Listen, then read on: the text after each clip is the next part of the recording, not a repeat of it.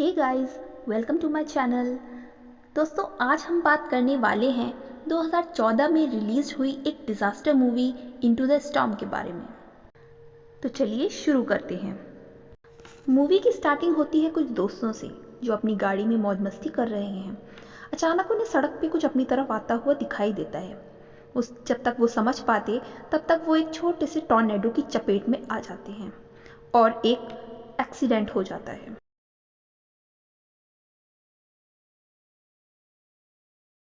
अगले सीन में दिखाते हैं कि एक स्टॉर्म चेजर और डॉक्यूमेंट्री फिल्म मेकर्स सिल्वर्टन शहर में आते हैं और उनका काम है स्टॉर्म को ढूंढना और उन्हें चेज करना, उन पे डॉक्यूमेंट्री बनाना।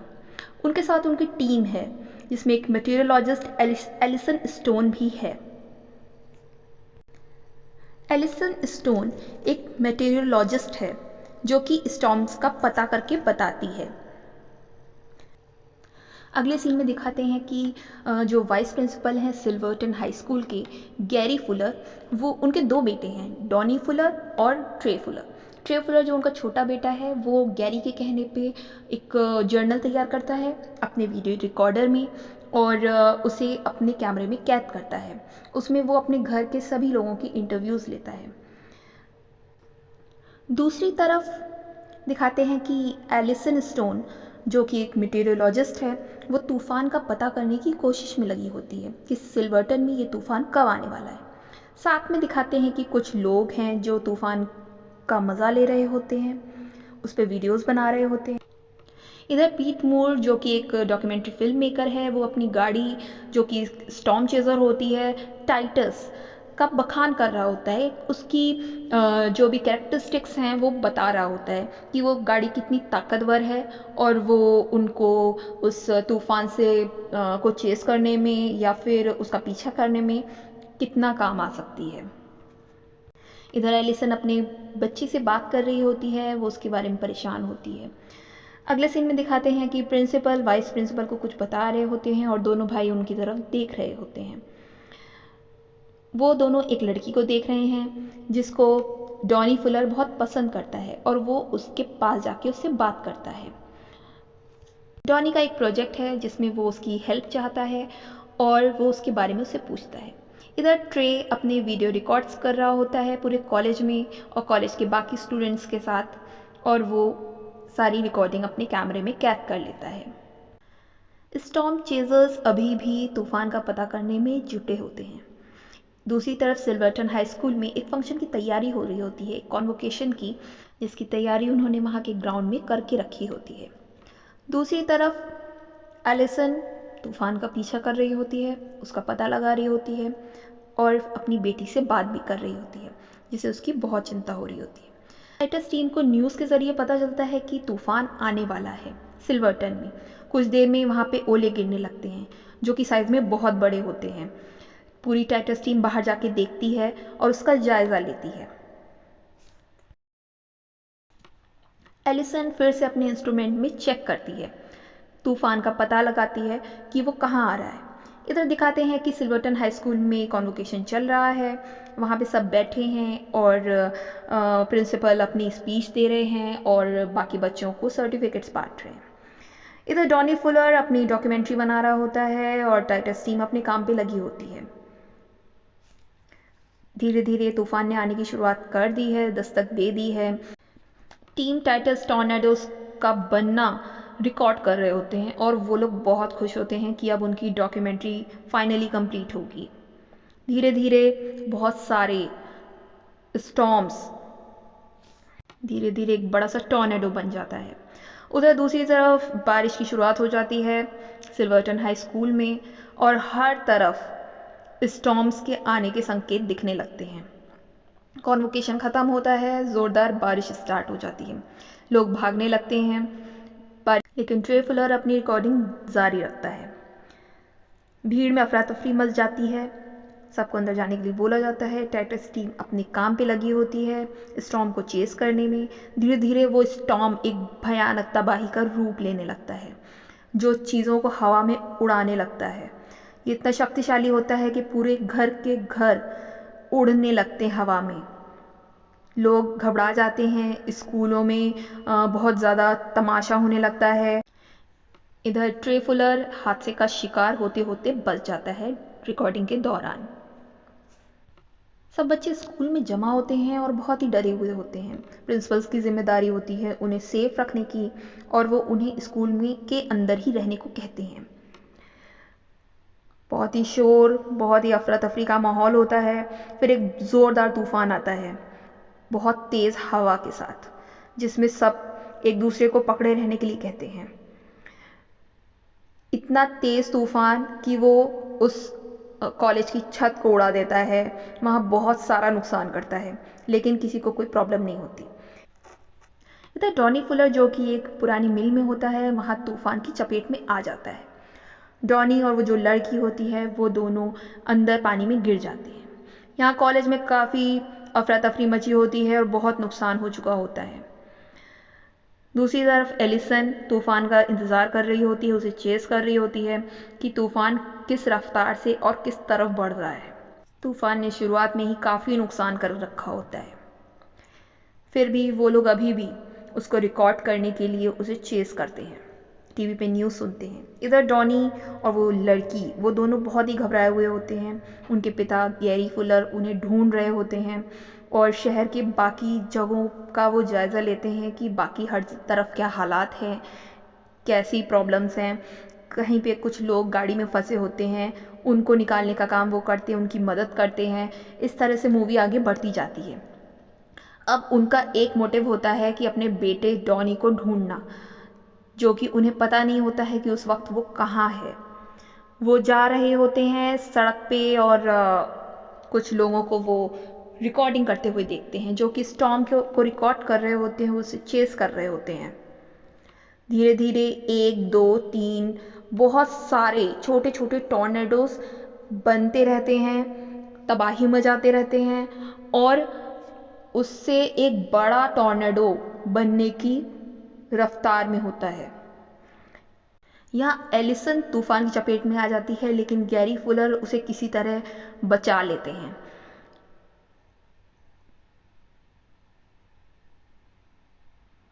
तूफान ने अब तक तबाही का बहुत बड़ा रूप ले लिया है। गैरी परेशान होते हैं कि वो अब क्या करें, कहाँ जाएं, अपने बेटे को कहाँ ढूंढे, डॉनी फुलर को। उनको उसकी लोकेशन का कुछ भी पता नहीं होता है। फिर वो टाइटस टीम की मदद लेते हैं, उनके साथ हो लेते हैं, उनसे बात करते हैं अपने बेटे को ढूंढने के लिए, और वो टाइटस टीम, पीट मोर, वो लोग मान जाते हैं। तो अब टाइटस टीम उनकी मदद करने के लिए आगे बढ़ती है और वो लोग पता करते हैं कि वो कहाँ है।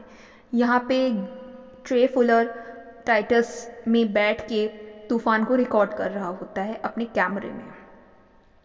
छोटे छोटे बहुत सारे टॉर्नेडोज बनते हैं। टीम डॉनी को ढूंढ रही होती है और बीच में जो भी लोग उन्हें मिलते हैं प्रॉब्लम में, उस तूफान में फंसे हुए, उनको वो बचाने की कोशिश करते हैं।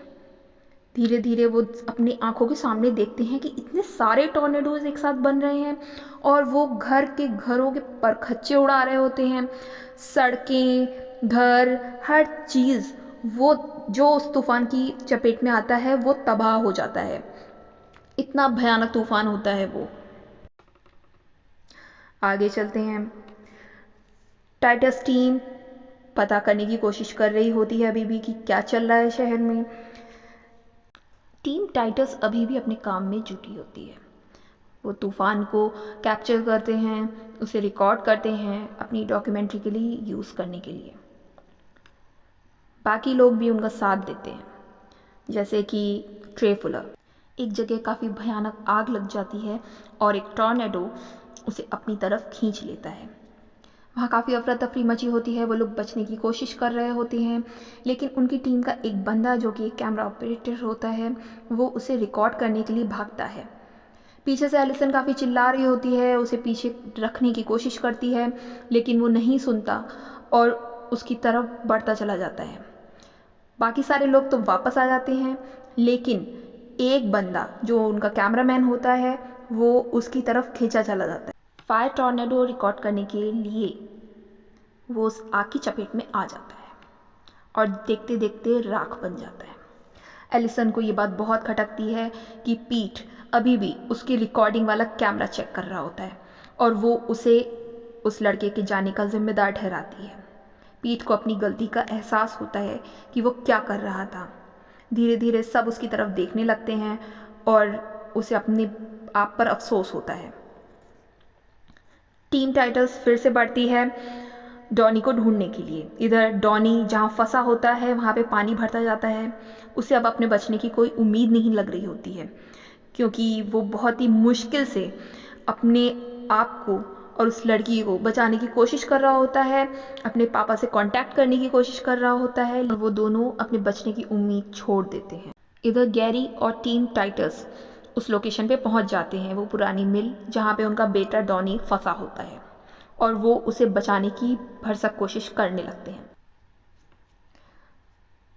डॉनी के पिता गैरी फुलर उसे बचाने की पूरी कोशिश करते हैं और वो बिना कुछ सोचे समझे उस पानी में कूद जाते हैं अपने बेटे को बचाने के लिए।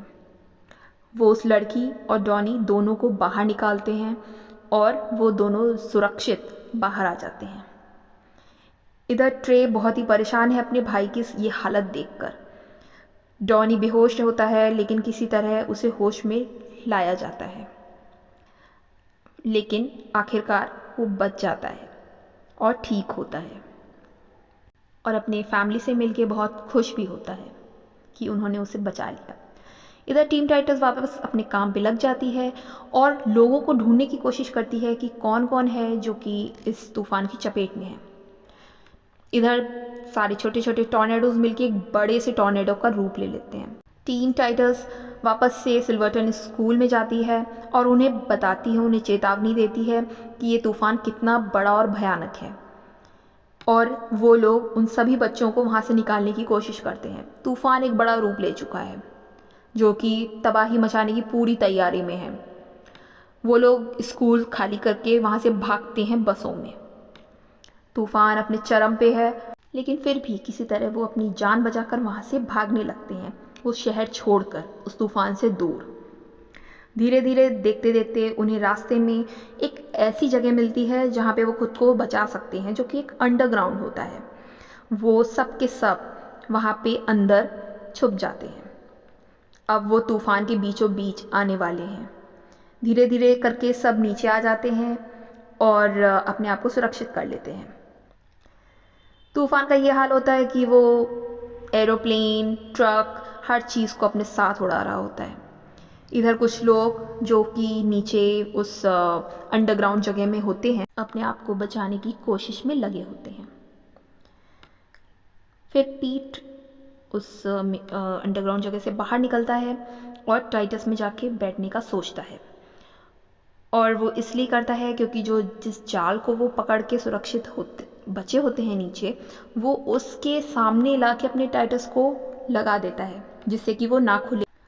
पीट अपनी तरफ से पूरी ताकत लगाया होता है उस मेन होल को बंद रखे रहने की, जिससे कि वो लोग उस टॉर्नेडो से बच के रहें।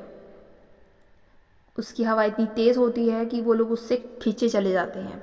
इधर पीट टाइटस के अंदर उस टॉर्नेडो को अपनी आंखों से देख रहा होता है। अब वो तूफान के एकदम बीचों बीच होते हैं। उन्हें समझ नहीं आ रहा होता है क्या करें, हर तरफ अंधेरा होता है। सब बस वहाँ से निकल जाने की कोशिश कर रहे होते हैं। हर चीज़ हवा में उड़ रही होती है, हर चीज़ वहाँ पे एक एक तिनका हवा में उड़ जाता है। क्या एरोप्लेन, क्या ट्रक, क्या टाइटस, वो एकदम तूफान के बीचों बीच आ जाते हैं। और वो तूफान टाइटस जैसी इतनी भारी गाड़ी को हवा में ऊपर की तरफ उड़ा देता है, जहाँ वो ऊपर आकर तूफान के बाहर आके उसका आनंद लेता है, लेकिन फिर थोड़ी ही देर में वो अपनी गाड़ी के साथ वापस नीचे की तरफ गिरता है।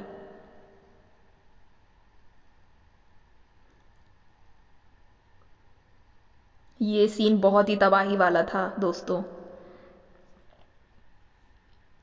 ये तो नहीं दिखाया गया कि आगे उसका क्या हुआ, लेकिन वो बाकी लोगों को सुरक्षित बचा लेता है अपनी कोशिश से, क्योंकि कहीं ना कहीं उसे ये अफसोस था कि उस कैमरामैन की जान उसकी वजह से गई है। और वो तूफान धीरे धीरे छटने लगता है, कम हो जाता है, मौसम नॉर्मल होने लगता है। सब लोग सुरक्षित बच जाते हैं। शहर पूरा तबाह हो चुका होता है, सबके बहुत चोटें आई होती हैं।